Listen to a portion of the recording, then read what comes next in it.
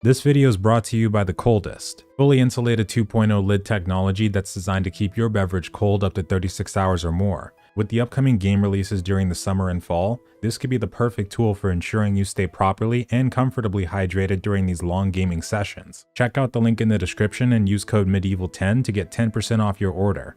Now back to the video.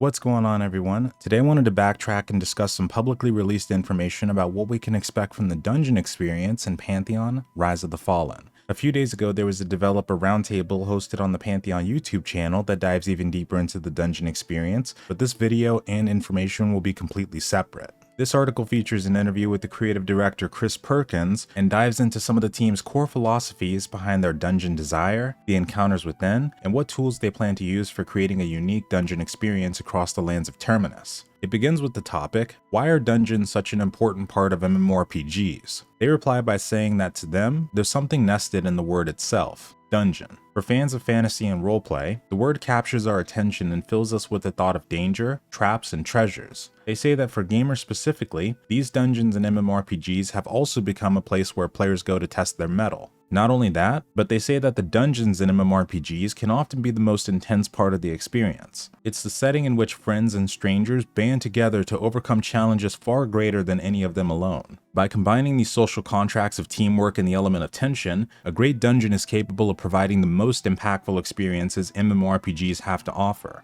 Now, I did want to chime in for a quick second on this one, because I did want to agree that dungeons can be one of the most intense experiences you'll find in these types of games, but I would take it a step farther to say that raiding can oftentimes eclipse dungeons by a long shot. And this would be especially true in a game like Final Fantasy XIV, for example. I think it would serve Pantheon pretty well to aim to deliver experience like this, not just for the dungeons, but for the raiding aspect alongside this. In the next section, they want them to highlight some of the things across the genre that they feel takes away from the dungeon experience. They reply by saying that it boils down to two things. The first thing, dungeons have become way too linear. Most dungeons today are built on a track, with the starting line and a finish line. As long as you move along that track, you'll see everything the dungeon has to offer. You tackle the mini bosses along the way and finish the main boss at the end. No more, no less. This linear nature leads to dungeons being repeated over and over again in a loop, eroding the sense that dungeons should be places players inhabit and can explore in an open, non-linear fashion. Second, the move away from players inhabiting dungeons have taken a major toll on socialization within these games. The degree to which instant travel, instancing, and linear loot design has taken over dungeons is part of the reason why MMORPGs just don't feel like they used to.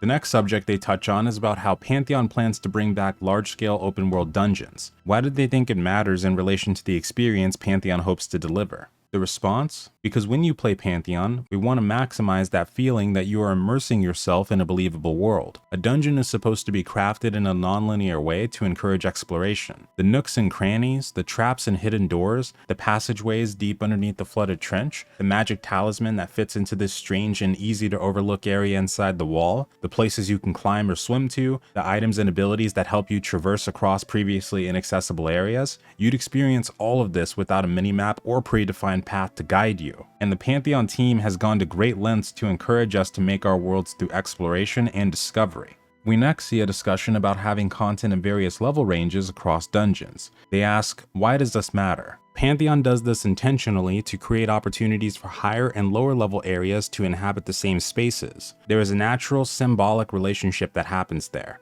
For the lower level player, they get to see higher level players in action with their higher tiered gear and abilities. They might also see the higher levels accessing different parts of the dungeon through their high climbing skill or special items and abilities that lower level players can't craft yet. All of this creates an organic lean forward for the lower level players, putting some of the things they have to look forward to on display. On the flip side of that, the high-level players get a sense of prestige while showing off their gear, abilities, and knowledge, alongside of course being able to provide a helping hand. For the next section, they ask, when designing a dungeon for Pantheon, they have a lot of tools at their disposal. Can you talk about how Acclimation and Fractures may play a part in creating unique experiences within the dungeons? Ensuring the environment is playing a meaningful and often dynamic role in the content is one of the key game design tenets. Acclimating to various climates you may find within a dungeon will be one of the ways they unfold access to certain areas. Some of these dungeon-based climates will be expected, like the frigid climate for example, and then others you come across will be more dynamic or event-based that are more temporary in nature.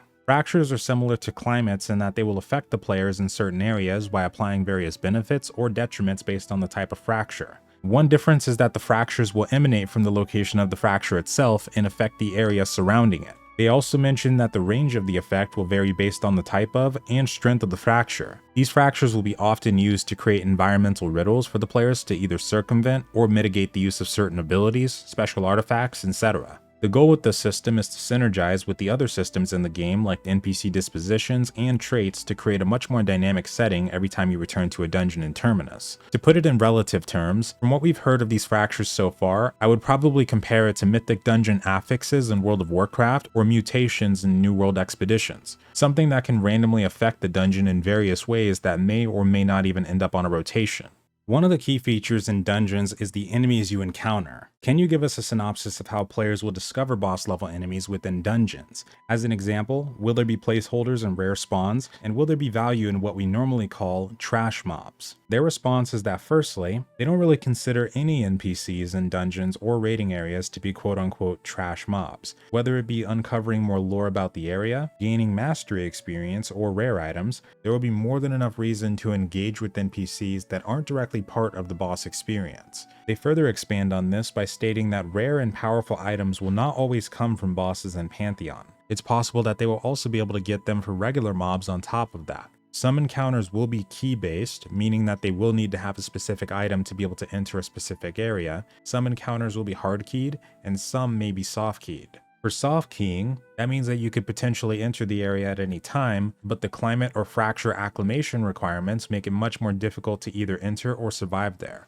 We will encounter bosses within a dungeon in various ways. Some bosses will always be present as a direct spawn without a placeholder. These will typically be enemies that have a more lore consistent reason for being present. But these bosses may not always be in the same location at the same time. They could have a chance to spawn in one of many locations, or have pathways they roam around with the ability to spawn anywhere on said path. Other types of bosses may have placeholders associated with them, require a certain event, or even require the use of a certain item before they will spawn, or might only have a chance to spawn at night or during certain types of weather. And remember that bosses will not be the only thing we might find inside of a dungeon. Rare task and storyline NPCs will also have a chance to spawn in them, as well as other unique NPCs that may be very difficult to find, but could have extremely valuable rewards for doing so.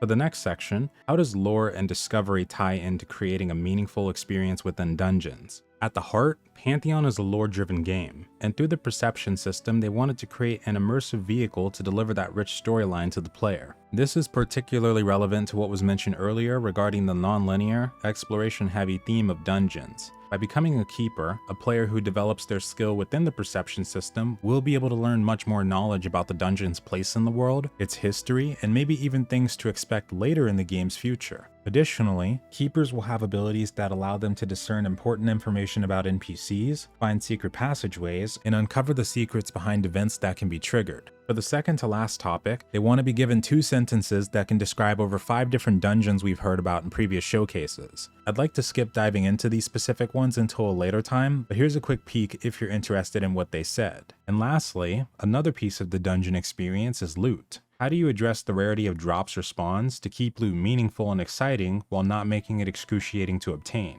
They reply by stating they are definitely fans of rare drops and rare spawns. One specific way they want to balance out the pain of the past in acquiring these rare items is by expanding the offering of similar items. If there was only one lootable staff in the game that gives +5 mana regeneration, that staff would be heavily contested to the extent where we could see multi-day camps by a single person, or even entire parties or guilds that want to maintain a monopoly over the single item. Instead of this, the Pantheon team plans to identify alternative options for all their itemization, especially the really high-end stuff. So there might be 3 or 4 different locations in the game where a weapon with +5 mana regeneration can be found. This may not fully solve the situation, but it will at least help with alleviating it for the most part. And that is officially everything they talked about in this Introduction to Dungeons article for Pantheon Rise of the Fallen. They finish off by saying that they can't be more excited to see massive, non-linear and open-world dungeons to come back to MMORPGs. Expect to be challenged, immersed, and rewarded for making creative and bold decisions, and even be able to find new things in each dungeon months after exploring them. This article made me really excited for experiencing the dungeons of Pantheon, and I really like how they're striving to make it a much more dynamic experience than we would find in modern day MMOs. One of my favorite aspects about what they talked about was both the fracture system and the possibility of being able to find rare loot not only from the bosses and unique NPCs, but regular mobs as well. I feel like that adds a layer of anticipation during the entire dungeon experience instead of just at the very end. Interested to see where they take this, but for the time being, thank you all so much for watching, and I hope you have a wonderful night or day. Farewell.